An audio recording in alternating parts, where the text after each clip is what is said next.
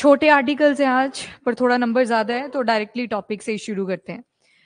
First of all Ukraine वाला issue आपको पता है, अब थोड़ा पीस की तरफ जा रहे हैं, तो दोबारा से ये सुर्खियों में बन चुका है। तो आपको कुछ लोकेशंस ध्यान में रखनी है जो रशिया ने एनेक्स कर ली है फ्रॉम यूक्रेन वाली साइड।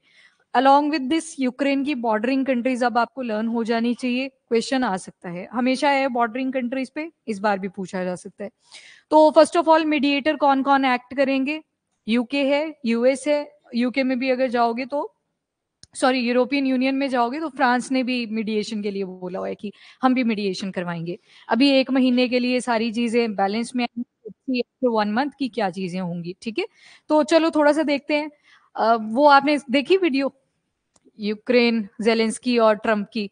थोड़ी अपशब्दों की बौछार हो चुकी थी। खैर, व्हाइट हाउस में ये चीज पहली बार ही हुई है। आई थिंक लीडर्स के बीच में ये पहली बार हुआ है, इतने बड़े प्लेटफॉर्म के ऊपर ऐसी लड़ाई हुई।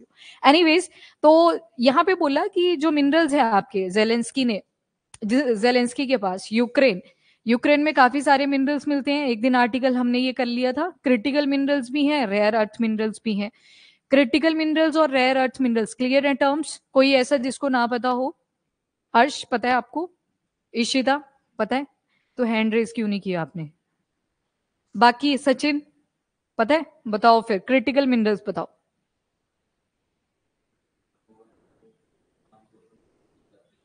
मिल जाते हैं। आगे।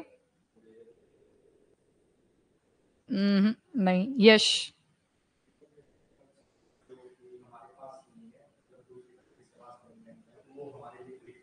हम्म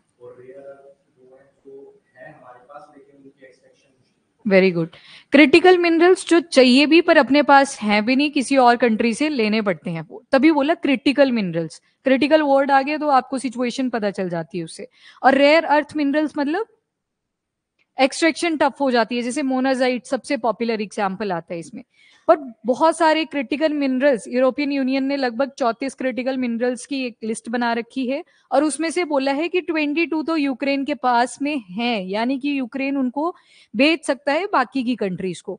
तो अब दिक्कत क्या है कि यूक्रेन में चल रहा है 2022 से वॉर, ठीक है। और यूएस ने काफी सपोर्ट किया है यूक्रेन को थ्रू आउट वॉर। क्या सपोर्ट किया है? वेपन्स भेज भेज के। अब टाइम आ चुका है कि रिटर्न में भी कुछ दिया जाए। रिटर्न में नजर पड़ गई अब यूएस के यूक्रेन के जो मिनरल्स हैं कि इन मिनरल्स को ही दे दो हमें, क्योंकि आने वाली टेक्नोलॉजी तो सारी इन मिनरल्स के ऊपर चल रही है। बैटरीज आपको बनाने हैं, लिथियम चाहिए। ये जितने भी सर्जिकल इंस्ट्रूमेंट्स होते हैं, टेंटेलम आपको चाहिए for anti corrosive. Anti corrosive property पड़ी थी ना, सतलुज के रिवर बेड में भी मिला था हमें टेंटेलम। तो इसी वजह से यूएस ने बोला है कि एक मिनरल डील साइन कर दो, और जो आपकी ये वॉर चल रही है उसको हम पीसफुल तरीके से सुलझा देंगे। मतलब बिचौलिए का काम करेगा यहाँ पे यूएस। वहां से फ्रांस भी आ गया कि हम भी हेल्प कर देंगे, यूके आ गया हम भी हेल्प कर देंगे। हेल्प कोई नहीं करेगा यहाँ पे, सब एक ही खेल है, वो है मिनरल्स का, कि ये मिनरल्स मिल जाए हमें भी। नजर इसी के ऊपर टिका के बैठे हुए हैं सारे।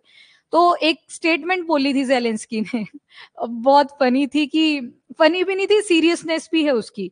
हुआ क्या, जेलेंस्की और ट्रम्प दोनों बहस रहे हैं, साइड में उनके सेक्रेटरी बैठे हुए हैं। यहाँ पे जेलेंस्की बोलते हैं जब तुम्हारे साथ होगा ना तब पता लगेगा। वो ना लोकेशन की बात करी हुई थी, ठीक है। लोकेशन देखो, अब वेरी इंपॉर्टेंट, हमने यहाँ पे डिस्कस भी किया है ये पहले भी। जो अमेरिकन कॉन्टिनेंट है, दोनों ही तरफ पानी है इसके। एक तरफ पैसिफिक ओशन आ जाता है, दूसरी तरफ अटलांटिक ओशन आ जाता है। जितनी ज्यादा कंट्रीज का बॉर्डर आपस में टच करेगा उतनी लड़ाइयां होंगी। तो यूक्रेन की अगर बात करें तो देखोगे बॉर्डरिंग में कितनी सारी कंट्रीज टच है। तो इसी वजह से लड़ाइयां ज्यादा होती हैं। होता है ना घर के, जैसे अपने घर की बात कर लो, पड़ोसियों के साथ ज्यादा लड़ाई होती है, दूर के साथ थोड़ी होती। तो वही चीज यहाँ पे होगी कि जब तुम्हारे साथ होगा, फिर यहाँ से फिर थोड़ी हीटअप ज्यादा होगी थी आर्ग्यूमेंट में। बट एनीवेज, यूक्रेन की कंट्रीज कर लो सारी, जिसको सारी पता है पहले तो। कितनी कंट्रीज हैं टोटल यूक्रेन को बॉर्डर करती हैं जो? नंबर बताओ। 7, वेरी गुड। नाम याद है सभी को? बताओ फिर। हम्म बोलीविया। हम्म हम्म बोलो बोलो। ठीक है, 7 कंट्रीज है टोटल। इस तरफ से शुरू करना, आरबीपी याद कर लो पहले तो, रशिया, बेलारूस, पोलैंड। श्रम याद रख लेना, स्लोवाकिया, हंगरी, रोमानिया और मोल्डोवा। ठीक है, 7 कंट्रीज हैं टोटल जो बॉर्डर कर रही हैं। इसके अलावा ब्लैक सी, कौन बताएगा सारी कंट्रीज जो ब्लैक सी को बॉर्डर करती हैं? पढ़ लिया है ये भी? हाँ जी, ऑनलाइन जो ब्लैक सी को बॉर्डर करती हैं कंट्रीज, नाम बताओ उनके फटाफट से। हम्म। हम्म। हम्म। तुर्की है। बताओ बताओ जल्दी।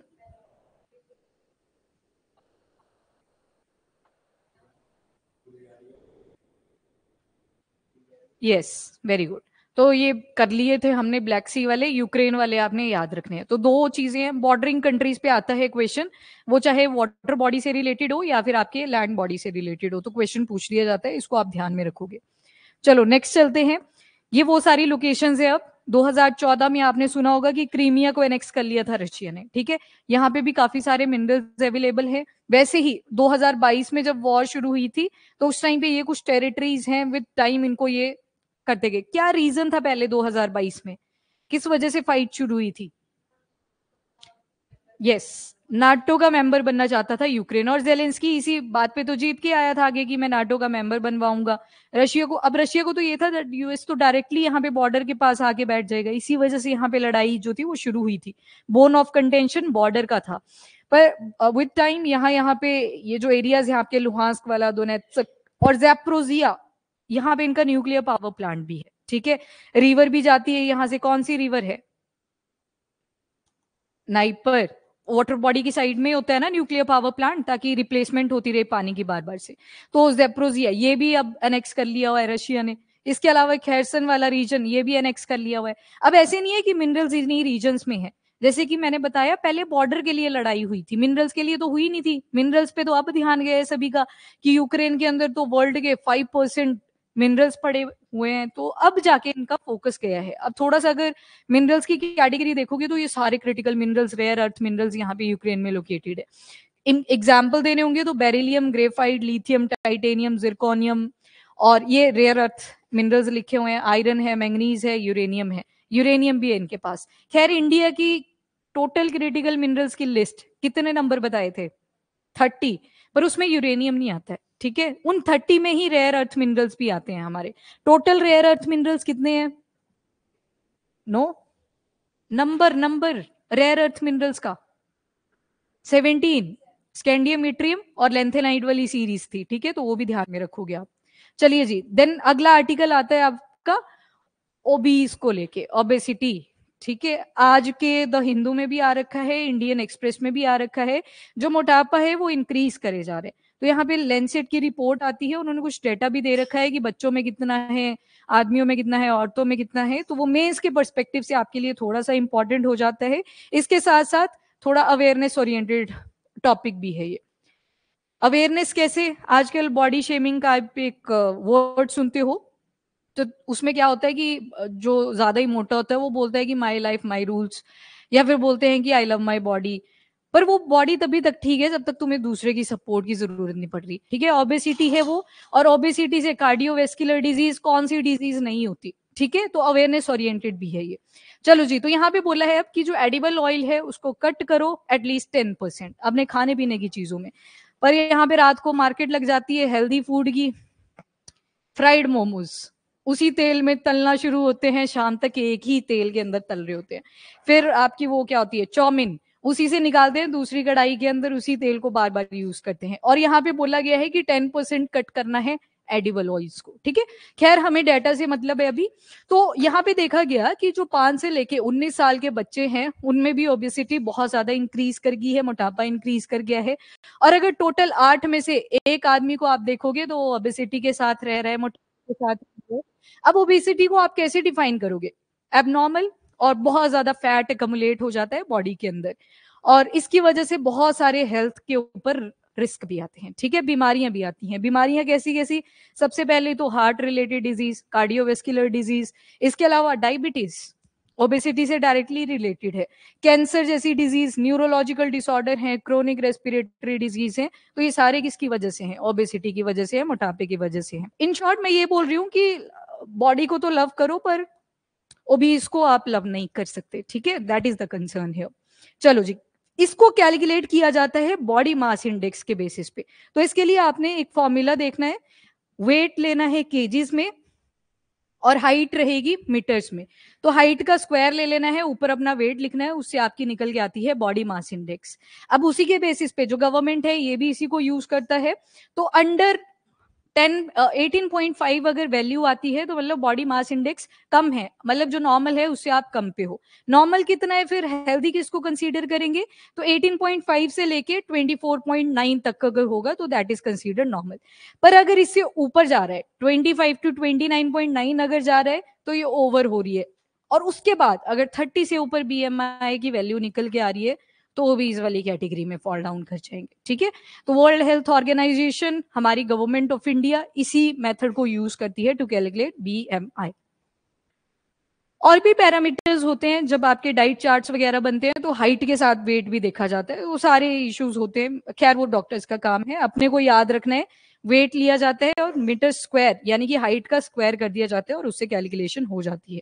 तो मैंने आपको चार्ट के थ्रू बता दिया कि कहाँ पे अंडर हो, कहाँ पे हेल्दी हो, कहाँ पे ओवर है और कहाँ पे ओबीज है, तो ये ध्यान में रखोगे आप। अब स्टेटस देख लो, नेशनल फैमिली हेल्थ सर्वे, इसकी आई है जो 5th रिपोर्ट 2019 से 21। तो 24% वीमेन और 23% मेन ओवरवेट हैं या तो ओबीज हैं। वजन या तो हाइट के हिसाब से ज्यादा है या तो फिर 30 से ऊपर जा चुका है उनका बीएमआई। तो 24% फीमेल्स एंड 23% मेल्स। इसके अलावा इंडिया लेवल पे अगर देखोगे ऐसे बच्चे जिनकी उम्र अभी 5 साल से कम है, उसमें उनमें भी आप देखोगे इंक्रीमेंट हुआ है, और 2.1% था पहले और अब हो चुका है 3.4%, तो इसमें भी इंक्रीज हुआ है। तो ओबेसिटी ओवरऑल इंक्रीज कर रही है। नाउ फैक्टर्स क्या क्या लीड करते हैं, तो आई थिंक आपको पता है, सैचुरेटेड फैट्स का कंजप्शन, फ्राइड फूड का कंजप्शन, प्रोसेस्ड फूड का कंजप्शन, हाई कैलोरी इनटेक, मतलब जंक फूड ओवरऑल बहुत ज्यादा इंक्लूडेड है हमारी डाइट में। उसके अलावा प्रेपरेशन वाले सिडेंटरी लाइफस्टाइल, कोई वर्कआउट नहीं, सिटिंग ही देते रहते हैं। और रील्स वाला तो सबसे डेंजरस है, जिनकी सीटिंग रील्स में जा रही है, लेट के स्क्रॉलिंग स्क्रॉलिंग स्क्रॉलिंग, डूमस्टे स्क्रॉलिंग जिसको बोलते हैं, पता है ना डूमस्टे। ये सारी चीजें ऐसे जो फालतू के न्यूज़पेपर को भी स्क्रॉल करते रहते हैं, दैट इज डूमस्टे स्क्रॉलिंग। वैसे रील्स शॉर्ट्स वो सारे आ जाते हैं। और इसके अलावा जेनेटिकली मॉडिफाइड क्रॉप्स भी अब आ गई हैं, तो इससे जो नेचुरल कंपोनेंट्स हुआ करते थे हमारी क्रॉप्स के, उनको भी हम चेंज कर रहे हैं, कहीं ना कहीं उससे भी इम्पैक्ट्स आ रहे हैं। इसी वजह से जब भी कोई क्रॉप आती है मार्केट में तो पहले उसके एथिकल और हेल्थ वाइज इश्यूज देखने पड़ते हैं, तभी तो वो वर्डिक्ट आते हैं, ठीक है। यही रीजन होता है इसके पीछे। अब स्ट्रेटेजी इंडिया ने क्या क्या अडॉप्ट करी है, तो एक पोषण अभियान चलाया है, फिट इंडिया मूवमेंट कैंपेन चला रखी है। पोषण अभियान में जो न्यूट्रिशनल आउटकम है चिल्ड्रन के लिए, adolescent girl, pregnant women and lactating mothers, इनकी जो नरिशमेंट की रिक्वायरमेंट रहती है उसको इंप्रूव करना। उसके अलावा फिट इंडिया मूवमेंट जैसी कैंपेन चला रखी है ताकि एक्टिव लाइफस्टाइल और इंडिविजुअल्स को एनकरेज किया जाए कि अपनी डेली रूटीन में एटलीस्ट 40 to 50 मिनट्स की एक्सरसाइज होनी ही चाहिए। नेक्स्ट है आपका national programme for prevention and control of non communicable disease. तो यहाँ पे बिहेवियरल चेंज, थोड़े बैनर पोस्टर इन सब का यूज करके लोगों को अवेयर किया जाएगा। ईट राइट इंडिया यानी कि promotion of healthy food rather than unhealthy food, ठीक है, सस्टेनेबल फूड फॉर ऑल। हाँ जी, राहुल बताएंगे जीरो हंगर कौन सा एसडीजी है। नो, एक होगा, दोनों आएंगे क्वेश्चन में तो सेकंड है, ठीक है, याद रखना उसको। चलिए जी, next article very important, white island या इसको वकारी भी कहते हैं, न्यूजीलैंड के आपको नदरन टिप पे ये मिल जाएगा। थोड़ा सा मैप पे देखोगे तो यहाँ पे ऑस्ट्रेलिया आ गया, साइड में आपको न्यूजीलैंड मिलेगा, बस यहाँ पे है ये वकारी आइलैंड या फिर इसको व्हाइट आइलैंड भी बोलते हैं। नॉर्थ पॉइंट पे है, इसको ध्यान में रखना। बाकी वाटर बॉडी देखोगे तो वेस्टर्न डायरेक्शन में तास्मान सी आ जाता है। चलो इसके बारे में देख लेते हैं, पहले न्यूज में क्यों था, हुआ क्या था। ये जो व्हाइट आइलैंड है यहाँ पे एक वॉल्केनो की इरप्शन हुई थी 2019 के अंदर।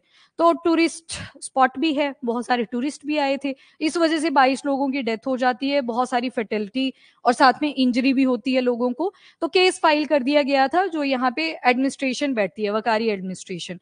अब क्या हुआ है, हाई कोर्ट ने वो केस वापस ले लिया है कि ये तो प्राइवेट बॉडी है, यहाँ पे एडमिनिस्ट्रेशन के ऊपर क्वेश्चन कैसे उठा सकते हो आप। केस है 2019 का। अब जाके पता लगा कि जब बॉडी, ये जो पूरा यहाँ का एडमिनिस्ट्रेशन है वो तो प्राइवेट बॉडीज करती हैं, तो फिर अब इसके ऊपर केस फाइल करने का क्या मतलब बनता था। और ऊपर से आपने सुना होगा अंडमान एंड निकोबार आइलैंड के कॉन्टेक्स्ट में बाहर से लोग आते हैं ट्राइबल लोगों के बारे में स्टडी करने के लिए, जब डेप्यूटी कमिश्नर से परमिशन नहीं मिलती ये लोग अपनी शिप्स लेते हैं और खुद ही आगे चले जाते हैं। यहाँ पे भी वही चीज हुई थी कि एक तो दिक्कत ये थी, ये 2011 से इरप्शन हुई यहाँ पे शुरू वॉल्केनो, उससे पहले ये ऐसे कंसीडर कर दिया था कि एक्सटिंक्ट हो चुका है, पर 2011 से एकदम से इसमें अभी इरप्शंस देखने को मिल रही, एक्सटिंक्ट नहीं सॉरी डॉर्मेंट, डॉर्मेंट का मतलब होता है बहुत साल से इरप्ट तो नहीं हुआ है पर हो सकता है इरप्ट इन फ्यूचर, तो ये 2011 में हुआ था पहली बार। फिर उसके बाद 2019 में जब हुआ तो टूरिस्ट वहां पे पहुंच गए थे और जिसकी वजह से कईयों की वहां पे डेथ हो जाती है इरप्शन की वजह से, लावा वगैरह जब निकल के आता है। तो फर्स्ट ऑफ ऑल अब ये एक्टिव की कैटेगरी में है, 2011 में सबसे पहले ये इरप्शन हुई थी इसकी, अब ये एक्टिव कॉम्पोजिट स्ट्रेटो वॉल्केनो है। स्ट्रेटो वॉल्केनो एक दिन हमने करा था, लेयर्स बन जाती हैं बहुत सारी, स्ट्रेटम मतलब लेयर्स, और जब बार बार इरप्शन होती है। उसके अलावा स्ट्रेटो वॉल्केनो को ही आप कॉम्पोजिट वॉल्केनो भी बोल देते हो, ऑल्टरनेटिव नेम है। और साथ में मोस्ट एक्टिव कोन वॉल्केनो बन चुका है अब ये न्यूजीलैंड का। कोन कुछ नहीं है, ये वॉल्केनो है, तो ये जो पूरा एरिया है जहां से ये मैग्मा वगैरह निकल के आ रहा है, लावा वगैरह इरप्ट कर रहा है, तो ये हार्डन हो चुका है और एक एक्टिव कोन बन चुका है। इसके अलावा लास्ट जो इरप्शन हुई है इसकी वो 2019 में हुई है। अभी जो बात करी हमने वो केस की बात करी जो हाई कोर्ट ने बोला है स्टेटमेंट, और कॉन्टिन्यूसली ये देखो लगभग 1,50,000 साल पहले ये इरप्ट हुआ था जाके, अब फिर 2011 में देखने को मिला था इसका इरप्शन। और स्ट्रेटो इसी वजह से है, पहले इरप्शंस हुआ करती थी तो वो लेयर्स बनती गई इसकी।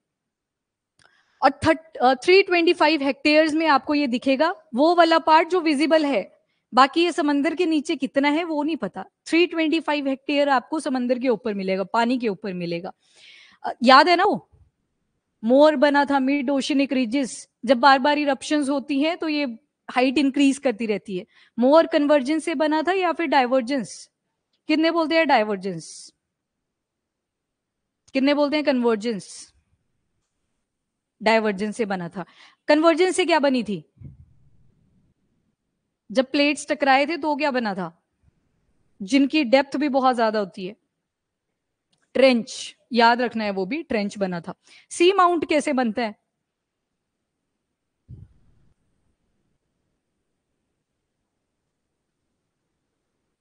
वो भी वॉल्केनोस की इरप्शन से ही बनता है, एक टाइम आता है बाहर को निकल के आते हैं। चलो अभी फिर सी माउंट के ही ऊपर कोरल्स भी आ जाते हैं, फिर आपने फ्रिंजिंग बैरियर याद है वो कोरल्स की टाइप, तो तभी तो बनती है, लगून लेक्स जाके बनती हैं। एनीवेज अब ये जो नाम था ये दिया था कैप्टन जेम्स कुक ने 1769 के अंदर।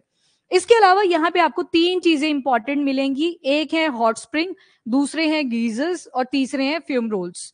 अब डिफरेंस थोड़ा थोड़ा है, जैसे ये पहली पिक्चर आपको हॉट स्प्रिंग की दिखेगी, दूसरी पिक्चर गीजर्स की है और तीसरी पिक्चर यहाँ पे फ्यूम रोल्स की है। हाँ जी, what is the difference between hot spring and geysers first of all, इसको तो साइड ही कर देते हैं फ्यूम रोल्स को। फ्यूम नाम से ही पता लग रहा है कि पानी वगैरह सॉलिड कुछ नहीं निकलेगा, यहाँ पे आपको ऐसे धुआं सा दिखेगा, ठीक है, लिक्विड नहीं है, सॉलिड नहीं है, कुछ नहीं है, मतलब गैशियस कॉम्पोजिशन हो सकती है, वाटर वेपर्स हो सकते हैं, तो दैट इज फ्यूम रोल। पर गीजर और जो आपके हॉट स्प्रिंग है इनमें थोड़ा सा डिफरेंस है, गर्म ये होते हैं जो अर्थ की हीट होती है उसी से होते हैं, जियोथर्मल, ठीक है, पर पानी कहां कहां से आता है दैट इज द डिफरेंस। देखो क्रेटर पढ़ा था हमने एक वर्ड, मोर के केस में भी तो क्रेटर ही बनता है बीच में, तो वो समंदर के नीचे की बात करी थी, वैसे वॉल्केनोस में भी होता है, कई बार ऐसे क्रेटर से बन जाते हैं। अब यहाँ पे जब बारिश वगैरह होती है तो यहाँ पे पानी इकट्ठा होता है, अब ये वॉल्केनोस वाले क्रेटर ही नहीं होंगे, ये और भी हो सकते हैं। कई बार पानी कहाँ से आया, रेनफॉल से आया, फर्स्ट थिंग। पर यहाँ पे जो गीजर्स होंगे यहाँ पे वाटर जो काउंट होगा वो ग्राउंड वाटर होगा, ठीक है, ये बाहर वाला नहीं काउंट होता, यहाँ पे ग्राउंड वाटर आता है। हॉट स्प्रिंग्स के केस में बाहर वाला पानी आता है यानी कि रेनफॉल वाला पानी आता है, पर हीट दोनों की जियोथर्मल है, जो हीट के मैग्मा लावा इनकी वजह से हीट इरप्शंस होती हैं उसी से निकल के आती है जो गर्माहट होती है, बस सोर्स ऑफ वाटर का डिफरेंस रहता है, एक तरफ रेनफॉल और गीजर की तरफ ग्राउंड वाटर, ठीक है, हाँ एक तरह से बोल सकते हैं, यस। तो ये डिफरेंस है, यही लिखा हुआ है यहाँ पे भी। और बाकी ये तो वेंट सा होता है जहां से ना तो सॉलिड ना तो लिक्विड निकल रहा होता है, आपको इसे धुआं सा दिखेगा यहाँ पे, कोई भी कॉम्पोजिशन हो सकती है, कहीं पे आप गैसेस देखते हो, कहीं पे आपको वाटर वेपर्स मिल सकते हैं, तो वो वेरी करता है। ओके जी, बाकी ये प्राइवेटली ओन्ड है। 1953 में इसको डिक्लेयर कर दिया था कि ये प्राइवेट सीनिक रिजर्व है, यहाँ पे टूरिज्म वगैरह प्रमोट किया जाएगा सस्टेनेबल तरीके से। तो ये 1958 में जाके डिक्लेयर हो 1953 में डिक्लेयर हो चुका था। यस ऑनलाइन डाइवर्जेंस और ट्रेंच थी आपकी, कन्वर्जेंस है। गुड।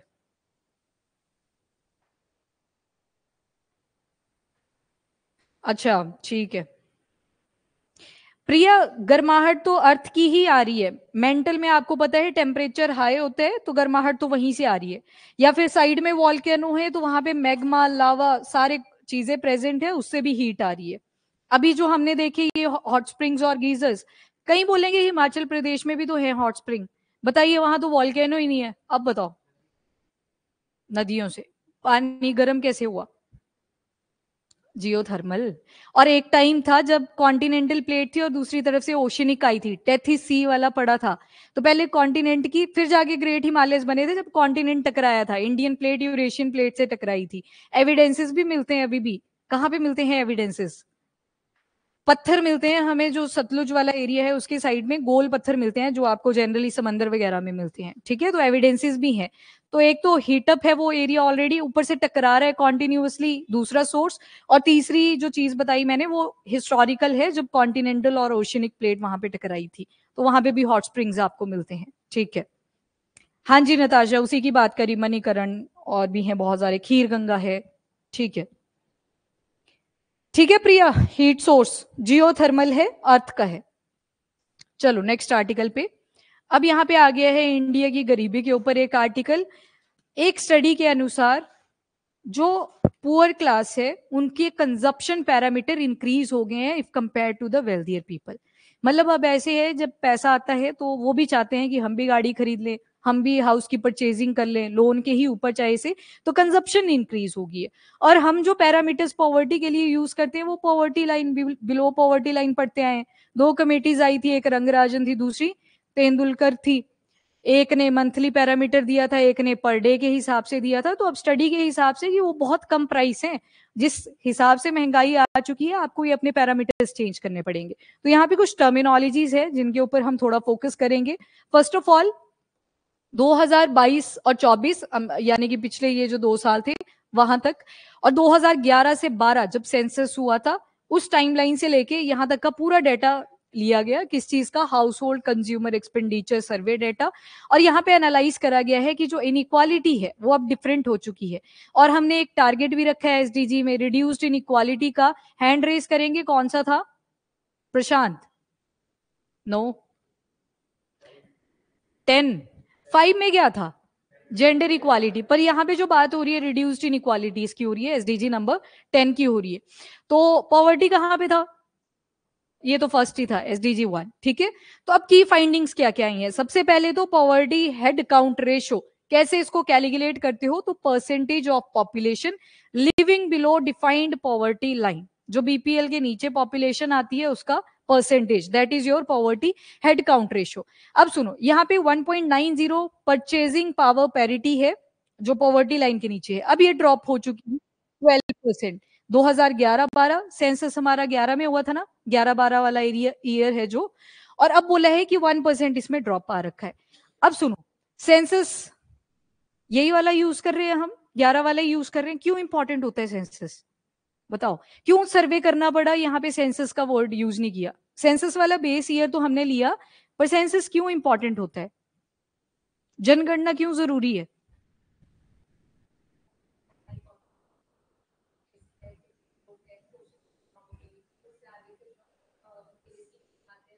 यस। मेन जो होता है वो बेनिफिशियरी को जानना। स्कीम निकालनी है तो पता तो होना चाहिए कि इस एरिया में कितनी पॉपुलेशन है। तो अभी सेंसस वाला बेस ईयर लिया है और उससे पीछे 2022 और 24 तक का पूरा ये सर्वे कंडक्ट करा गया, और देखा कि ये जो एचसीआर है, हेड काउंट रेशो है, ये ड्रॉप हुआ है। 1.90 रखते हैं इसको। परचेजिंग पावर पैरिटी क्या थी?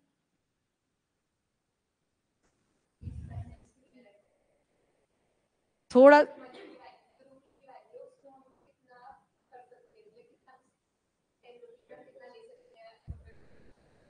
हाँ डॉलर के साथ कंपेयर कर लेते हैं। फॉर एग्जाम्पल ये एक फ्रूट की बास्केट है, ये भी एक फ्रूट की बास्केट है। इंडिया के अंदर आपको ये मिली ₹200 में ले लेते हैं। आजकल कितना चल रहा है डॉलर? ज्यादा हो गई है उसकी, तो मतलब हमारे लिए वो नुकसान है एक तरफ से, पर चलो। और यहाँ पे आपको देने पड़ रहे हैं $4। That is the purchasing power parity. ₹200 की बास्केट आपने इंडिया में खरीदी, ₹200 की, वही यूएस में कितने की लेनी पड़ेगी आपको? $4 की। हो, रुपये लगा दिया, $4 की। That is the purchasing power parity. और भी कंट्रीज के साथ इसको आप कंपेयर कर सकते हो। इसके अलावा पुअरेस्ट हाउस होल्ड। अब ये चीज जो है वो सबसे खतरनाक है यहाँ पे, कि कंजप्शन जो है वो पुअर हाउस होल्ड के अंदर भी इंक्रीज हुई है। अब आते हैं पैरामीटर्स के ऊपर। सबसे पहले तो ये रंगराजन वाला दे रखा है यहाँ पे, और ये तेंदुलकर वाला दे रखा है, जिसमें बोला था कि अगर पर मंथ ₹446 की कंजप्शन हो रही है इन रूरल एरियाज, और अर्बन एरियाज में बोल दिया था जस्ट बिकॉज महंगाई ज्यादा होती है तो वहां पे थोड़ा सा पैरामीटर ज्यादा रखा हुआ था ₹578 का। तो उसको हम, इससे नीचे होगी तो बिलो पॉवर्टी लाइन वो चला जाएगा। बाकी इससे ऊपर आ रही है, इतनी आ रही है तो वो ठीक है, वो पॉवर्टी लाइन से ऊपर है। इतने से नीचे आ रही है तो वो बीपीएल की कैटेगरी में ऐड कर दिए गए। सेम फिर आता है आपका, रंगराजन कमेटी बैठी थी तो उन्होंने पर डे के हिसाब से दे दिया।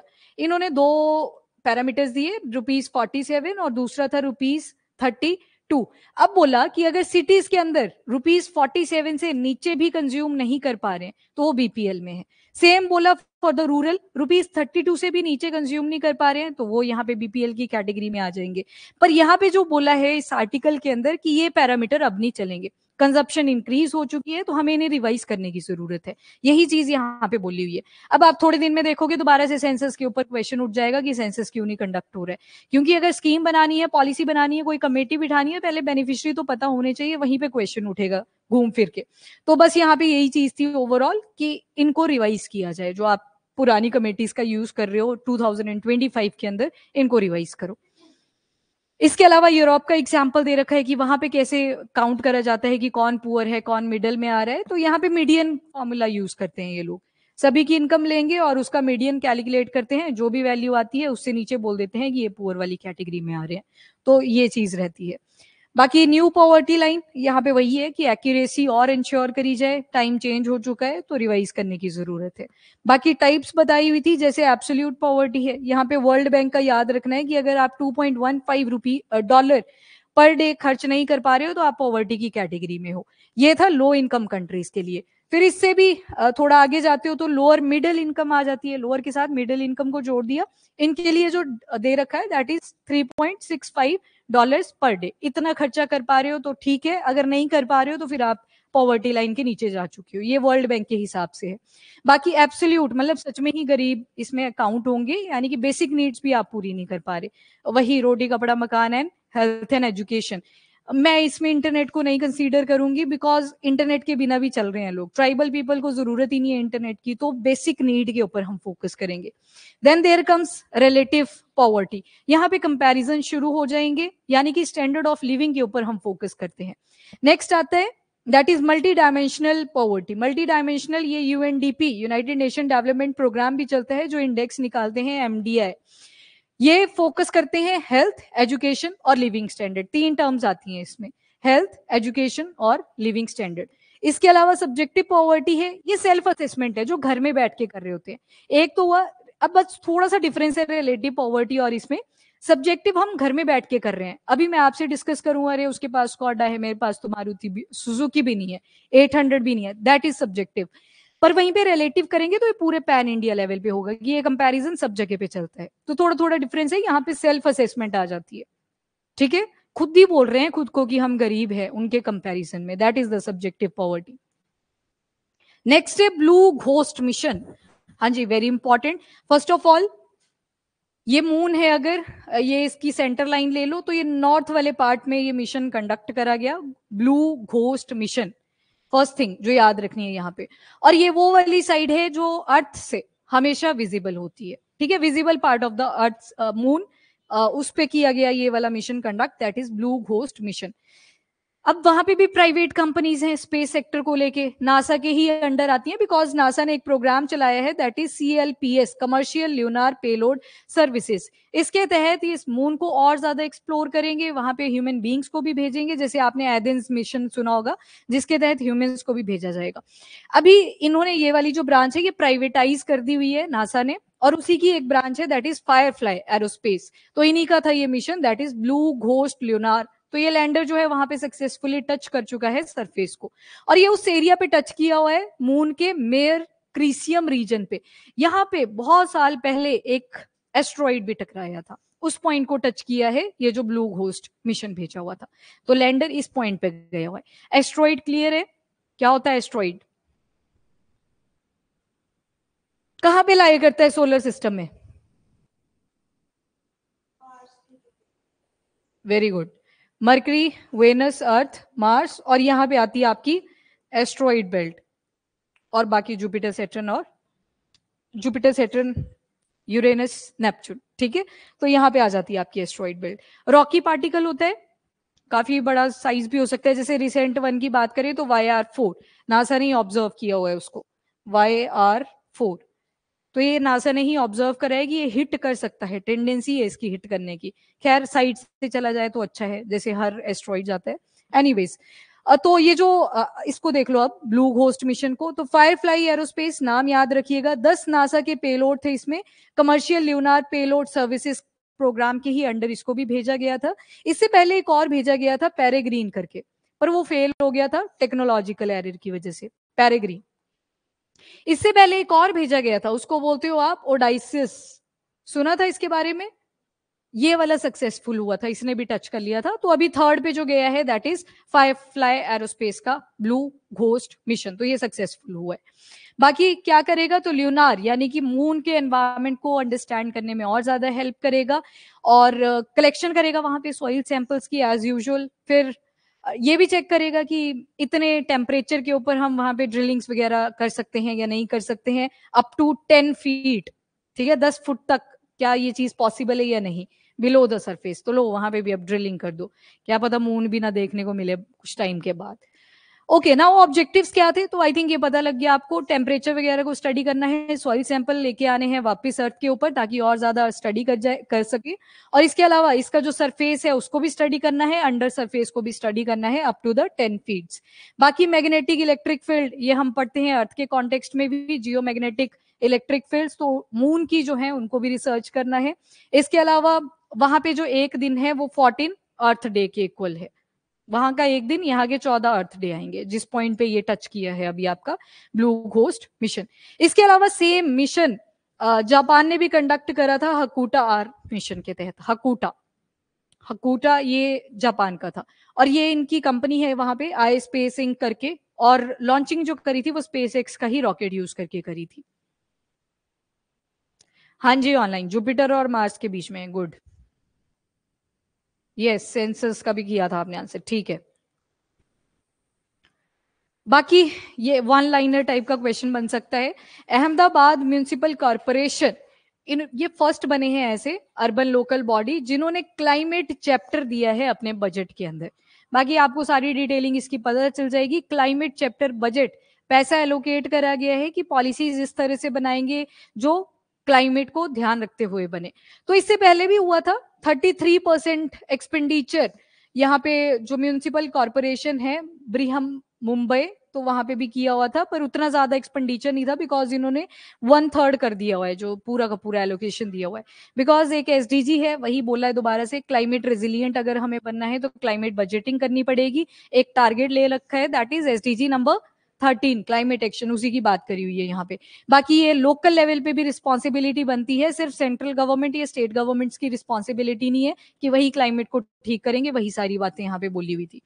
और ये देखो क्लाइमेट रेजिलियंट डेवलपमेंट के ऊपर फोकस करना है। बाकी नेक्स्ट था role of local administration in climate action. तो डिसेंट्रलाइजेशन का मेन मोटो तो यही था कि जो सेंटर लेवल पे पॉलिसीज चलेंगी वो स्टेट इंपोज करें, और स्टेट जो इंपोज करेंगे वो फर्दर जो लोकल बॉडीज होंगी वो आएंगी। बाकी आपको पता है यहाँ से एक ही क्वेश्चन आ सकता है, that is your 74th constitutional amendment act, जिसके तहत म्यूनिसिपैलिटीज वर्ड ऐड किया था, और जो पंचायत था आपका that was added by 73rd constitutional amendment act, ठीक है। और बाकी देखो ज्योग्राफी हर एक जगह की वेरी करती है, इंडिया में स्पेशली। ऊपर आपको पहाड़ियां ही खत्म नहीं होती, नीचे आपका प्लेन एरिया आ जाता है, साइड में डेक्कन प्लेटू है जहां पे एक टाइम पे वॉल्केनोज इरप्ट करा करते थे। ज्योग्राफी डिफरेंट है, क्लाइमेट के पैरामीटर्स डिफरेंट है, वेदर चेंज होता रहता है, ऊपर सर्दियां देखने को मिलती हैं, नीचे वालों ने कभी सर्दी नहीं देखी है। तमिलनाडु वाली साइड जाओगे, गोवा जाओगे, महाराष्ट्र जाओगे, तो वही चीज यहाँ पे बोली है कि लोकल लेवल्स पे ज्यादा पता होता है कि उनके रीजन में ज्योग्राफी कैसी है, क्लाइमेट के ऊपर क्या क्या इंपैक्ट्स पड़ रहे हैं। तो इसी वजह से उसका एक एग्जाम्पल है ये। 2024-25 मुंबई ने भी एलोकेशन करी हुई है 30%। और क्यों करी है? बिकॉज वहां पे एक प्रॉब्लम है, दैट इज अर्बन फ्लडिंग। जब बारिश होती है, ऊपर से समंदर वाला एरिया नजदीक में है, तो फ्लड्स आ जाते हैं। तो यहाँ पे इन्होंने भी एलोकेशन करा है टुवर्ड क्लाइमेट। इसके अलावा landslide access to local and traditional knowledge for the climate adaptation and mitigation. और ये एग्जाम्पल है यहाँ पे एक और, that is of the Rajasthan. Kundi rain water harvesting, पानी की वहां पे कमी रहती है, तो उन्होंने हार्वेस्टिंग के ऊपर एलोकेशन करी थी। तो एग्जाम्पल्स हैं, जस्ट एग्जाम्पल्स याद रखने आपने। और बाकी ये सारे एग्जाम्पल्स हैं। यूएनसीडीएफ का एक रख लेना याद, United nation capital development fund. इन्होंने भी बोला था कि जो लोकल क्लाइमेट अडेप्टिव लिविंग है उसको प्रमोट किया जाए, बिकॉज लोकल लेवल पे ज्यादा पता होता है कि उनकी ज्योग्राफी कैसी है, उनका क्लाइमेट रीजन कैसा है। और एक लंदन का एग्जाम्पल याद कर लो, congestion charge and low emission zones. तो हमने भी वही रखे हैं, 2070 का टारगेट रखा हुआ है, 2030 का टारगेट रखा हुआ है। उन्हीं को अचीव करने के लिए यहाँ पे लोकल बॉडीज भी आगे आई हैं। नेक्स्ट वेरी इंपॉर्टेंट, एक कुछ ऐसी इमेजेस आपने देखी होगी, क्या बोलते हैं इस कंडीशन को? अरीबाडा। अरीबाडा, अरीबाडा एक स्पेनिश वर्ड है जिसका मतलब होता है अराइवल। अराइवल किसका हुआ है? ऑलिव रिडले टर्टल्स, और उसमें भी ज्यादा कौन है? फीमेल्स हैं। तो अरीबाडा वर्ड याद रखना है। नेक्स्ट स्टेट कौन सी आएगी? उड़ीसा, ये वाला रीजन। जगह कौन कौन सी आएगी? तो गंजम डिस्ट्रिक्ट, वेरी पॉपुलर। और उसके अलावा जो स्टार्टिंग में आर्टिकल लिखा हुआ है, that is Rushikulya river. Rushikulya river directly Orissa से ही मर्ज करती है, और कहाँ पे ड्रेन कर जाती है? आपके बे ऑफ बंगाल। कोई डेल्टा वेल्टा यहाँ पे नहीं बनता, डायरेक्टली ड्रेनेज हो जाता है। अब यहाँ पे क्या होगा, ये फीमेल जो ऑलिव रिडले टर्टल्स हैं, अब एक चीज आई थी आर्टिकल के अंदर जो खैर पेपर के पॉइंट ऑफ व्यू से उतनी इंपॉर्टेंट नहीं है, बट कंसर्न है वो, कि ये जो ऑलिव रिडले टर्टल्स हैं, ये यहाँ पे अब एग्स ले करना अवॉइड कर रहे हैं, और कई बार तो स्किप भी कर जा रहे हैं कुछ कुछ जगहों को, कि हमने नहीं करने यहाँ पे एग ले। ठीक है, एक रीजन क्या है वो वहां पे अननोन लिखा हुआ है, अभी क्यों कर रहे हैं ऐसे, वी डोंट नो। ठीक है, तो अभी इसके ही बारे में पढ़ते हैं कि फॉरेस्ट ऑफिशियल ने इस वाले रीजन में अब मना कर दिया है कि कोई नहीं जाएगा, जस्ट बिकॉज यहाँ पे लेइंग जब करते हैं तो नीचे ऐसे ये हाइंड फिन होता है इनका, इसका यूज करके ये छेद सा बनाते हैं, वहां पे अपने अंडों को रख जाते हैं। थोड़े टाइम के बाद हैचिंग होती है, सारे तो नहीं बचते पर मेजोरिटी बच जाते हैं, 80% बच जाते हैं। इसी वजह से रिस्ट्रिक्शन करी हुई है कि पैर पूर से टूट ना जाए अंडा, तो that is the reason behind. बाकी आपने जगह याद रखनी है, गोखरा कूड़ा से लेके बटेश्वर तक, नियर ऋषिकुल्या रिवर माउथ, मतलब ये रिवर जहां पे ओपन करती है, ड्रेन करती है, उस पॉइंट तक आपको ये रीजन मिलेगा जहां पे ऑलिव रिडले टर्टल्स एग ले करते हैं। इसके अलावा इस रीजन को कश्मीर ऑफ ओडिशा भी बोला जाता है, वेरी इंपॉर्टेंट। ईस्टर्न घाट की एक हिल है यहाँ पे, दरिंग बड़ी हिल्स, उसी रीजन को जितना भी इसके अंडर एरिया आता है, तो कश्मीर ऑफ ओडिशा भी इसको बोला जाता है, वेरी इंपॉर्टेंट। एंड कौन कौन से डिस्ट्रिक्ट्स हैं? तो कंधामल, गंजम एंड बोध, ये वाली आपने सबसे ज्यादा सुनी होगी, गंजम डिस्ट्रिक्ट। और 165 किलोमीटर तक का एरिया जो बे ऑफ बंगाल की साइड में आपको मिलेगा, वेस्टर्न साइड पे ये रिवर ट्रेवल करती है। ये 165 किलोमीटर डिस्टेंस बताया हुआ है ऋषिकुल्या रिवर का। और बाकी कहाँ पे ड्रेनेज कर जाते हैं? तो बे ऑफ बंगाल के अंदर। बाकी डेल्टा इस केस में नहीं बनता है, आती है और जाती है, वो वाला चक्कर है यहाँ पे। कैचमेंट एरिया भी है यहाँ पे वाटर का, that is around 7500 square kilometre. Tributaries क्या क्या है ऋषिकुल्या की? तो छोटी छोटी हैं बिल्कुल, बगुआ है, धनई है और बादा नदी है। ये तीनों ही ट्रिब्यूटरीज हैं ऋषिकुल्या की, बगुआ, धनई एंड बाडा नदी। Olive ridley turtle nesting site Rushikulya beach भी है इसमें। और वाई दिस, बाकी ठीक है, ये पढ़ लिया हमने, इवेंट को क्या बोलते हैं, तो mass nesting, that is arribada, that is the only thing you have to remember here, very important. एक श्रीलंका मलेश्वर सेंचुरी है, लोकेशन याद कर लो, आंध्र प्रदेश आ जाएगी। यहां पे मिला है मेगालिथिक एरा का कुछ पेंटिंग का स्ट्रक्चर, ये न्यूज में ही था सारा बेटा। ठीक है, मेगालिथिक, मेगालिथिक एरा या आयरन एज भी बोल देते हैं इसको। मेगालिथिक से क्या मतलब है यहाँ पे, मिजोलिथ नहीं बोला, मेगालिथ बोला। What is the meaning of megalith? Mega का क्या मतलब होता है? यस, लिथ मतलब स्टोन, और मेगा का मतलब है कोई चीज बहुत बड़ी है साइज में। तो मेगालिथ्स के ऊपर ही मिली है ये नए वाली पेंटिंग, नई तो नहीं है, पुरानी है, पर अब जाके मिली है। कौन सी वाइल्ड लाइफ सेंचुरी है यहाँ पे? तो श्रीलंका मलेश्वर सेंचुरी। लोकेशन आ जाएगी आपकी आंध्र प्रदेश। क्वेश्चन डायरेक्ट ही बनेगा कि कौन से टाइम पीरियड की है? आयरन एज की है। आयरन एज कौन सी थी? नाम बताओ मुझे, ये बताओ आयरन एज हड़प्पा से पहले आई थी कि बाद में आई थी? बताओ फिर, नाम बताओ। अच्छा, पहले आई थी। कितने बोलते हैं पहले आई थी? Iron age. कितने बोलते हैं बाद में आई थी? बाद में आई थी। अब मुझे नाम बताओ सिविलाइजेशन का, उस टाइम पीरियड का। वैदिक पीरियड, वैदिक भी दो थे, ऋग्वेदिक और लेटर वैदिक। भूल गए सारा एंशियंट? लेटर में आया था, लेटर वाले को ही तो बोलते हैं आयरन एज। तो हड़प्पा के बाद में आया था। वैदिक पीरियड था ना, दो टाइम लाइंस में पढ़ते हो आप, 1500 से लेके 1000 तक बीसीई, और वैसे ही 1000 से लेके 500, और कई जगह पे 600 भी लिखा हुआ है, तो हम दोनों लिख लेंगे, पहले 600 आएगा फिर 500 आएगा। तो इस वाले पीरियड में आया था आपका आयरन, आयरन एज, तो उस टाइम से एसोसिएट किया हुआ है इसको। और मेगालिथ के ऊपर मिली है, यानी कि बड़े से पत्थर के ऊपर मिल रखी है। चलो, एक और चीज आपने रिवाइज कर ली। स्टेट याद रखिएगा, आंध्र प्रदेश है। अब इस सेंचुरी के बारे में बताया हुआ है, ये तो पेंटिंग होगी, बस इतना ही था उसके बारे में। पेंटिंग्स होगी ना अब सबकी, अब थोड़ी है कोई ऐसा जिसकी नहीं हुई थी अभी, होगी ना सभी की? ठीक है, चलो जी। अब यहाँ की फ्लोरा एंड फौना देख लो थोड़ी सी। एनिमल्स में अगर देखोगे तो यहाँ पे एक क्रिटिकली एंडेंजर्ड बर्ड आपको मिलता है, जर्डन कोर्सर। साइड में पिक्चर लगी हुई है, नॉक्टर्नल है। अगर पिक्चर भी देखोगे तो रात को कैप्चर करी गई है ये। नॉक्टर्नल मतलब जो रात को एक्टिव होते हैं, ठीक है। और critically endangered, IUCN status is important. तो ये भी आपको यहाँ पे Sri Lanka Maleshwar wild life sanctuary के अंदर मिलते हैं, बर्ड जर्डन कोर्सर। और इसके अलावा चंदन की लकड़ी वो भी यहाँ पे मिलती है, आंध्र प्रदेश वाला एरिया है, तो रेड सैंडल, सैंडलवुड, ये सब आपको यहाँ पे इंपॉर्टेंट स्पीशीज भी इनकी मिलती हैं। और इसके अलावा फौना में देखोगे तो पैंथर है, जेकॉल है, chinkara, sloth bear and all, ये सब मिलते हैं यहाँ पे। रिवर अगर देखोगे कौन सी जाती है यहाँ से, तो पैनर जाती है। पेनार नहीं बोला, पैनर जाती है, बे ऑफ बंगाल की तरफ को जाएगी। वो दूसरी है, एक केरला वाली है, दैट इज डिफरेंट, यस, वो डिफरेंट है। बाकी फॉरेस्ट टाइप, हर टाइप के फॉरेस्ट यहाँ पे लगभग आपको थोड़े थोड़े एरिया में मिल जाएंगे। जैसे ड्राई डेसिडिवस फॉरेस्ट भी मिलेंगे। ड्राई डेसिडिवस का मतलब, डेसिडिवस दूर दूर है और लीफ बार बार फॉल आउट करती हैं, ठीक है। और दूसरा है स्क्रब, श्रब्स वाला, झाड़ी वाला एरिया आपको काफी मिलेगा। सदर्न ड्राई मिक्स्ड डेसिडिवस एक और कैटेगरी आ गई। ट्रॉपिकल थॉर्न फॉरेस्ट, कांटेदार यहाँ पे आपको प्लांट्स मिलेंगे, मतलब पानी की कहीं ना कहीं कमी होगी या ज्यादा होगा? थॉर्न्स जहां पे मिलते कमी, ताकि एनिमल्स भी उनको ना खा सकें, एडेप्टेशन है एक तरह की प्लांट्स की, तो थॉर्न जहां पे होंगे। ट्रॉपिकल ड्राई एवरग्रीन फॉरेस्ट, तो ड्राई एवरग्रीन तो ओकेजनली चलता है, सीजनली चलता है। तो ये सारी फॉरेस्ट की टाइप्स आपको एक ही वाइल्ड लाइफ सेंचुरी में देखने को मिलती है, दैट इज श्रीलंका मलेश्वर। तो लोकेशन इंपॉर्टेंट थी, स्टेट पूछी जा सकती है, मे बी न्यूज ना पूछी जाए क्योंकि थोड़ी पॉपुलर हो चुकी है, ये ट्वीट वगैरह भी किया है इसका। तो आपसे लोकेशन पूछी जा सकती है, श्रीलंका मलेश्वर जो वाइल्ड लाइफ सेंचुरी है, उसको थोड़ा ध्यान रखना। हाँ जी, ऑनलाइन, यस, लेटर वैदिक, यहाँ पे कर दिया था आंसर, ठीक है, आफ्टर हड़प्पा, गुड।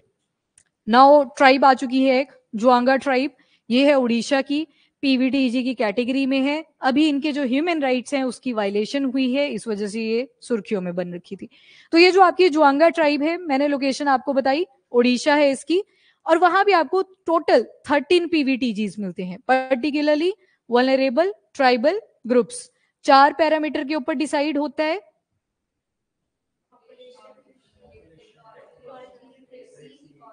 और इकॉनमी, ठीक है। पॉपुलेशन इसकी स्टेबल है, 50,000 पे ही रुकी पड़ी है, तो इसको PVTG में कर सकते हैं इंक्लूड, कर सकते हैं, क्योंकि वहां पे बोला था पॉपुलेशन का या तो बराबर ही रहनी चाहिए या तो फिर डिक्रीज करनी चाहिए, तब उसको PVTG बोला जा सकता है। बाकी टेक्नोलॉजी बिल्कुल सिंपल स्ट्रक्चर पे, लिटरेसी होनी चाहिए, नहीं होनी चाहिए, रिटर्न कोई एविडेंस नहीं होना चाहिए। और लास्ट में था इकोनॉमी, पैसा होना चाहिए खूब सारा, नहीं होना चाहिए। इंटरनेट होना चाहिए, नहीं। तो पीवीटीजी तो प्ले ही नहीं करते उस पे पैरामीटर पे, तभी बेसिक नीड में कुछ ही चीजें आती हैं। ओके जी, और इकोनॉमी जो है ये भी अगेन सबसिस्टेंस लेवल पे आएगी, यानी कि दिनचर्या चलती रहे बस। तो जुआंगा ट्राइब याद रखिएगा। जरावा भी पढ़ी थी एक दिन हमने, जरावा कहाँ की थी? अंडमान एंड निकोबार। ये आ गया क्वेश्चन, मैंने दिखा दिया था आपको। तो जुआंगा ट्राइब अब न्यूज में है, तो इसको भी आप ध्यान रखोगे, पीवीटीजी है इस वजह से इंपॉर्टेंट है। तो नेशनल ह्यूमन राइट कमीशन ने रिसेंटली बोला कि एक्शन लिया जाए ये जो ह्यूमन राइट वायलेशन हो रही है जुआंगा ट्राइब के साथ, बिकॉज ये एक पीवीटीजी है, पर्टिकुलरली वल्नरेबल ट्राइबल ग्रुप, और कौन से एरिया में लोकेटेड है, तो ओडिशा। ये ध्यान में रखना आप, लोकेशन याद रखना। बाकी 13 पीवीटीजीज हैं टोटल ओडिशा के अंदर, और वैसे ट्राइब्स अगर पूछी जाए तो वो 62 हैं ओडिशा की, पर उसमें से 13 जो है वो पीवीटीजीज है, ये भी ध्यान में रखना है। टोटल है ये 62 ट्राइब्स, और उसके अलावा 13 को डिक्लेयर किया हुआ है पीवीटीजीज। 2011 का ही सेंसस, अगेन सेंसस आपको 2011 का ही मिलेगा। तो यहाँ पे बोला है कि इसकी इनकी जो पॉपुलेशन है वो अभी तक 50,000 ही है, मतलब इतनी ही टिकी हुई है, नो इंक्रीमेंट नो डिक्रीज। तो याद रखना इसको, 2011 के सेंसस के हिसाब से है। और डिस्ट्रिक्ट क्योंझर वाली और धेनकनाल इस वाले रीजन में आपको ये जुआंगा ट्राइब मिल जाती है। और लैंग्वेज इनकी जुआंगी है, जिस नाम पे इनका ट्राइब का नाम पड़ रखा है। बाकी member of the Munda family, Birsa Munda हम पढ़ते हैं तो बोलते हैं कि एक मेंबर थे, उन्हीं से ये लीनियज निकल के आई थी जुआंगा ट्राइब वाली। और लैंग्वेज अगर देखोगे तो ऑस्ट्रो एशियाटिक लैंग्वेज है, ठीक है, ऑस्ट्रो एशियाटिक, इंडो तिब्बतन पढ़ते हो आप, और वैसे ही यूरोप को भी जोड़ दिया जाता है, तो इनकी जो लैंग्वेज है वो ऑस्ट्रो एशियाटिक लैंग्वेज है। और क्लैन के लिए बहुत जाने जाते हैं, क्लैंस बना लेते हैं ये एक कोई फैमिली थी, इनके 2 लड़के हुए, फिर इस लड़के की भी फर्दर फैमिली होगी, तो जहां तक ये ब्लड रिलेशन चलेगा वो सारा क्या आ जाएगा, एक क्लैन आ जाएगा। ठीक है, तो क्लैन के बेसिस पे चलते हैं, मतलब जो पड़ोसी होते हैं यहाँ पे वो एक ही खून के होते हैं सारे, that is the thing here. Kinship वगैरह चलती है, किनशिप और पेट्रियार्की आपको देखने को मिलती है, यानी कि मेल डोमिनेटिंग होगा। पैतरी तामत क्या होता है वो, ठीक है। चलो, जुआंगा ट्राइब लाइवलीहुड, अब देखो हंटिंग गैदरिंग ट्राइब्स है, अगेन प्रिमिटिव उस पे ही चलेंगे, प्रिमिटिव नहीं बोलेंगे, सिंपल स्ट्रक्चर। लिमिटेड कल्टीवेशन है, यानी कि नोमैड्स होंगे, एक जगह से दूसरी जगह पे भी जाते होंगे, ब्रिटिश कॉलोनियल एरा के टाइम से एग्जिस्ट कर रहे हैं ये लोग भी, और शिफ्ट होता रहा है इनका ट्रेडिशनल कस्टम, तो नोमैडिज्म शो हो रहा है। बाकी बास्केट वीविंग इनमें नया देखा गया है, बास्केट वगैरह बनाना इन्होंने बाद में शुरू किया था।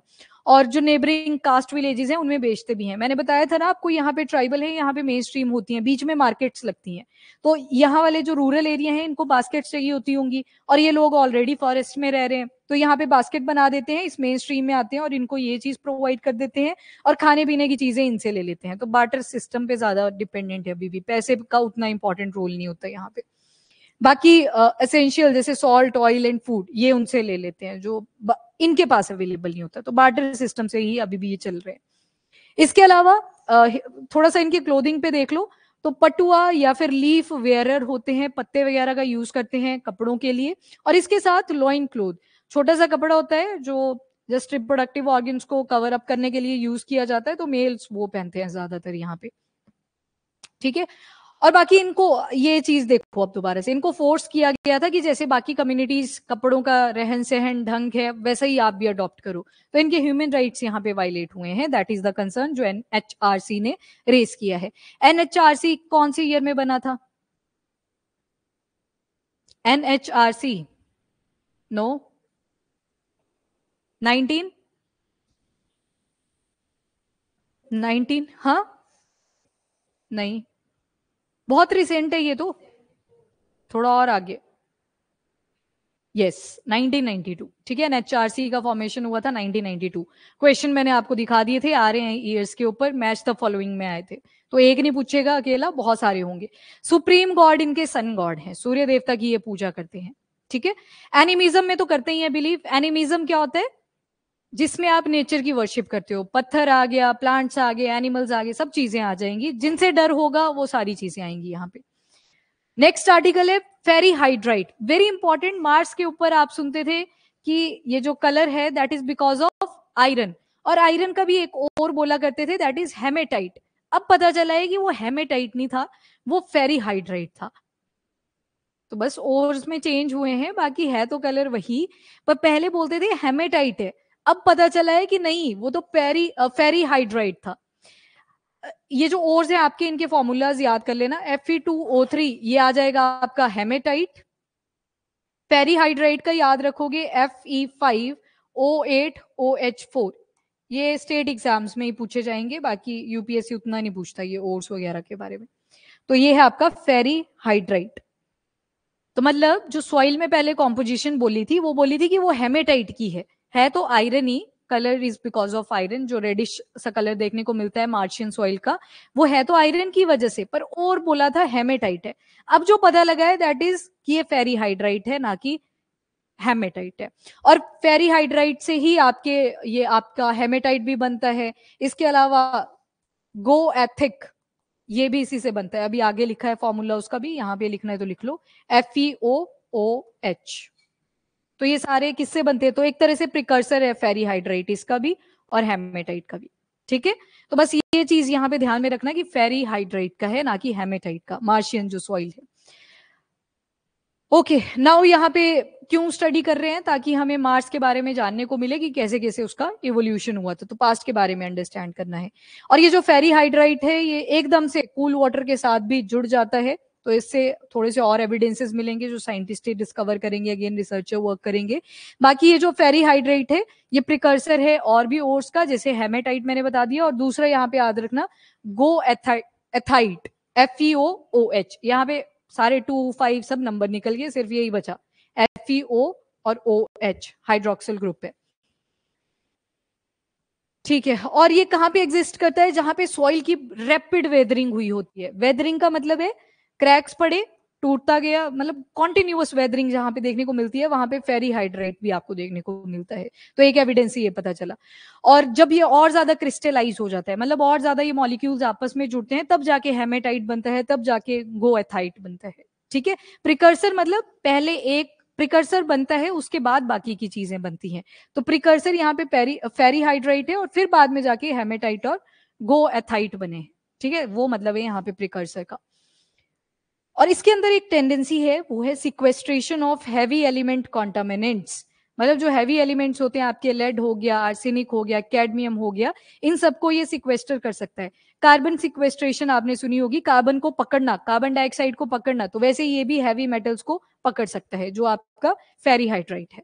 ठीक है, एक और स्टडी हुई है, वो टी के ऊपर हुई है, चाय पत्ती के जहां पे खेत होते हैं, वहां पे भी हैवी मेटल्स को वो खींच लेते हैं अपनी तरफ को, तो वो भी एक पॉजिटिव नोट पे स्टडी हुई है। बस 2 आर्टिकल्स बच गए, छोटे छोटे हैं। नियोनेटल सेप्सिस, ब्लड में इन्फेक्शन हो जाता है कई बार छोटे छोटे बच्चों के, तो उसको बोलते हैं नियोनेटल। नियो मतलब नया, नेटल मतलब बच्चा, जो इन्फेंट है अभी नया नया जिसका शिशु का जन्म हुआ है, that is neonatal. Neonatal sepsis, तो अभी रिसेंटली लेंसेट की ही अगेन ये भी स्टडी है, ग्लोबल हेल्थ जर्नल स्टडी, तो उन्होंने बोला है more than 1/3 of new borns, इनके अंदर सेप्सिस देखा गया है। तो टोटल बच्चों में देखा जाए तो अराउंड 1/3 बच्चों के अंदर सेप्सिस पाया जाता है, स्टार्टिंग में ब्लड इन्फेक्शन पाया जाता है। क्यों एकदम से कॉन्टामिनेशन होती है, कौन कौन से बैक्टीरिया, इकोलाई एक तो बॉडी के ही अंदर होता है, इकोलाई सुना होगा आपने, विटामिन के की मैन्युफैक्चरिंग भी करता है, पर वहीं पे अगर एक्सेसिव हो तो बीमारियां भी कॉज कर सकता है, जैसे बच्चों में देखा गया सेप्सिस वाला कंडीशन। इसके अलावा लिस्टेरिया है, स्ट्रेप्टोकोकस है, ये सारी ही बैक्टीरिया की टाइप्स हैं। तो मेडिकेशन जब दी जाएगी बच्चे को, तो क्या दिया जाएगा, एंटीबायोटिक। ठीक है, बैक्टीरिया के अगेंस्ट जो दी जाती है, जैसे एंटीपायरेटिक, PCM वगैरह आ जाता है, जो बुखार के अगेंस्ट दिया जाता है। तो याद रखना है यहाँ पे ये बैक्टीरियल इन्फेक्शन है। बाकी सेप्सिस क्या होता है, तो ब्लड इन्फेक्शन है यंगर देन 90 डेज ओल्ड, अभी 90 दिन नहीं हुए हैं बच्चे को, 90 दिन से कम बच्चे का टाइमलाइन हुआ है, तो उनको जब ब्लड इन्फेक्शन होते हैं तो उस कंडीशन को हम बोल देते हैं सेप्सिस। अभी टाइप्स भी है इसकी, तो थोड़ा ध्यान रखना। अब सिम्टम्स क्या क्या आते हैं, तो बॉडी टेम्परेचर बार बार चेंज करता है, बुखार आना, एकदम से नॉर्मल होना, ब्रीदिंग प्रॉब्लम्स आ जाती हैं, डायरिया हो जाता है, यानी कि जो ओवरऑल बॉवेल मूवमेंट है, स्टूल की मूवमेंट है, वो सारी डिस्टर्ब हो जाती है, बच्चों के अंदर देखने को मिलेगा। ट्रीटमेंट कैसे दिया जाएगा, तो क्यूरेबल है फर्स्ट ऑफ ऑल, और एंटीबायोटिक्स दिए जाते हैं, क्योंकि बैक्टीरियल इन्फेक्शन है तो एंटीबायोटिक्स दिए जाएंगे। नेक्स्ट है प्रेवलेंस। अब देखो, सेप्सिस की वजह से मोर देन 5,50,000 डेथ्स ग्लोबली देखी जाती है, हर साल देखी जाती है। अभी एक आर्टिकल आपके लिए, आपको लगेगा कि इससे क्या ही क्वेश्चन आएगा, पर ये आज काम ना आए पर आपकी फील्ड वर्क में जरूर काम आएगा। नियोनेटल सेप्सिस, बहुत सारे बच्चों की गांव क्षेत्रों में भी डेथ होती है because of this sepsis only. तो आपको पता होना चाहिए एटलीस्ट कि मेडिकेशन के टाइम पे मंगवाना क्या है। अगर वहां पे कम्युनिकेशन ज्यादा प्रेवलेंट नहीं है, स्पेशली ऊपर के एरियाज जहाँ पे भी आते हैं, हिली रीजन्स में ये दिक्कतें आती है, जहाँ पे कम्युनिकेशन के मोड्स नहीं होते, वहां पे आपसे ही एक्सपेक्ट करा जाता है कि डीसी को जाके पूछते हैं, उसको पता हो एटलीस्ट, तो उनको ही आंसर करने होते हैं। तो एंटीबायोटिक याद रखिएगा। बाकी 1/4 ऑफ ग्लोबल बर्डन जो है जिनसे बच्चों की डेथ हो रही है वो इसी से है, बच्चों के केस में। बाकी क्लासिफिकेशन दो तरह का है, एक अर्ली ऑनसेट है और एक लेट ऑनसेट है। अर्ली ऑनसेट मतलब जैसे बच्चे का जन्म हुआ उसके अराउंड विद इन 72 आवर्स, यानी कि लगभग 3 दिन के आसपास ही उसको वो इन्फेक्शन हो गया, सेप्सिस हो गया, तो उसको अर्ली ऑनसेट बोल देते हैं। लेट ऑनसेट क्या होगा, 3 दिन के अगर बाद इन्फेक्शन हुआ तो लेट ऑनसेट बोल देंगे। तो उसके बेसिस पे दो कैटेगरीज है। बस लास्ट है हार्पून मिसाइल। क्वेश्चन जो पूछा जाएगा ये किस कंट्री की है, तो आंसर होगा यूएस।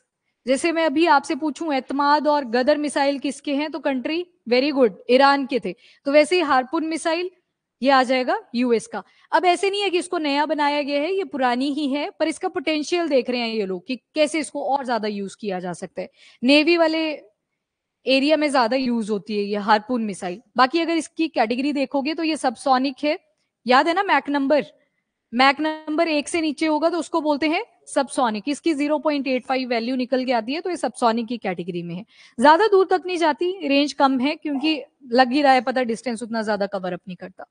और हार्पून मिसाइल से रिलेटेड एक चीज आपने ध्यान रखनी है, कौन से एयरक्राफ्ट में ये लोग यूज करते हैं इसको, तो F-16 एयरक्राफ्ट, फाइटर एयरक्राफ्ट हमारे पास है F-16। यस, इवन जब पाकिस्तान का पार्टीशन हुआ था तो पाकिस्तान ने सबसे पहले जाके F-16 एयरक्राफ्ट ही खरीदे थे फ्रॉम यूएस। तो अब तो इनके पास बहुत सारे वेरिएंट आ रखे हैं, इसी में ये हार्पून मिसाइल का भी यूज कर रहे हैं। हार्पून कहां से ये वर्ड आया, क्या लग रहा है इसको सुन के, हार्पून, हार्पून जब मछली को पकड़ते हैं तो आगे हार्पून ही लगा होता है ना वो, तो ये उसी से ली थी इन्होंने कि हम हार्पून मिसाइल्स बनाएंगे, बहुत पुरानी मिसाइल है, जैसे मछली को पकड़ते हैं तो हम भी उड़ाया करेंगे इसी से। तो जो डेडिकेशन ली थी दैट वाज फ्रॉम द जो फिश हुक होता है उससे ही ली थी। F-16 याद रखना है जो एयरक्राफ्ट यूज करते हैं, नेवी यूज करती है। किसने डेवलप किया है, तो बोइंग ने किया है फॉर द यूएस नेवी। ये भी इंपॉर्टेंट है, यूएस नेवी। ये जो ऊपर लिखे हैं RGM-84, UGM-84, AGM-84, ये सारे इसी के ऑल्टरनेटिव नाम है। पर आपसे क्वेश्चन हार्पून के ही ऊपर आएगा, इतना टेक्निकल नहीं पूछता। यहाँ पे जो एमिनेशन वगैरह यूज हुए होते हैं उनके कैलिबर, बोर्स, उनका सारा मेंशन करके ये नाम बना दिए जाते हैं, पर आपने हार्पून वर्ड याद रखना है। फर्स्ट इंट्रोड्यूस हुई थी 1977 के अंदर, और तब से लेके अब तक ये सर्विस में ही है, और बाकी सारी कंट्रीज ने भी परचेजिंग करी है। अराउंड 30 कंट्रीज ने इसको परचेज किया है, इंक्लूडिंग इंडिया। हमारे पास भी है ये वाली मिसाइल, हार्पून मिसाइल। जब F-16 परचेज करे तो जो उसमें यूज होगी मिसाइल वो भी परचेज करेंगी, वही चीज है। बाकी इसके ऑल वेदर यूज हो सकती है, बारिश हो, जैसा मर्जी मौसम हो उसमें यूज हो जाती है। एंटी शिप मिसाइल सिस्टम है। बाकी अगर लेंथ देखोगे तो लगभग 4.5 मीटर है, वेट इसका 526 केजी के आसपास आ जाता है। टर्बोजेट पे काम करती है। फ्यूल इसमें सॉलिड होगा, सॉलिड प्रोपेलेंट, गैस में उसको कन्वर्ट करेगी फिर जाके लॉन्च होती है। ठीक है, टर्बोजेट इंजन लगे होते हैं। 90 टू 240 किलोमीटर तक का डिस्टेंस है। खास बात जो आपने अभी याद रखनी है, ये क्रूज मिसाइल है। ठीक है, क्रूज मिसाइल का याद है ना मतलब क्या था, अर्थ के पैरेलल अटैक करेगी, ऐसे चलेगी, पैरेलल चलेगी बिल्कुल। वहीं पे बैलिस्टिक तो क्या करती है, ट्राजेक्ट्री बनाती है। तो ये वाला जो एग्जांपल है वो आपके क्रूज मिसाइल का आएगा। और लैंड स्ट्राइक, शिप को अटैक करना है तो सभी में यूज हो जाती है। जीपीएस असिस्टेड है, अटैक करेगी अपना जीपीएस को यूज करके, तो जीपीएस असिस्टेड है। और एआई वगैरह इसमें अभी नहीं आएगा। हो सकता है क्वेश्चन में मल्टीपल स्टेटमेंट अब अगर बनाएंगे तो बोल देंगे कि एआई ड्रिवन है, तो वो गलत है। यहाँ पे अभी भी जीपीएस सिस्टम ही यूज होता है। बाकी सरफेस टारगेट्स को भी हिट कर सकती है, काफी एक्टिव रेडार सीकर है, तो बस वो सारे इसके फीचर्स रहेंगे। तो दैट्स ऑल, इतने ही आर्टिकल थे आज, छोटे छोटे थे। आज का एक आर्टिकल जो रहा है अपना वो गैंगेटिक डॉल्फिन्स को लेके है। इनका सर्वे करा गया, देखा वो आया है आज डॉल्फिन्स के बारे में। तो उनका सर्वे करा गया है 2022 में, वो आई थिंक शुरू कर दिया था। प्रोजेक्ट डॉल्फिन भी शुरू हुआ था आपका ईयर 2020 में, ठीक है। तो उसी से मोटिवेट होके ये डिसाइड किया था कि सर्वे भी करेंगे इसका, तो सर्वे चल रहा था अभी। 6327 डॉल्फिन इतने हैं, इसके आसपास है, तो देख लेंगे उसको, बस IUCN स्टेटस वगैरह ही देखना है, ज्यादा नहीं देखेंगे, ठीक है।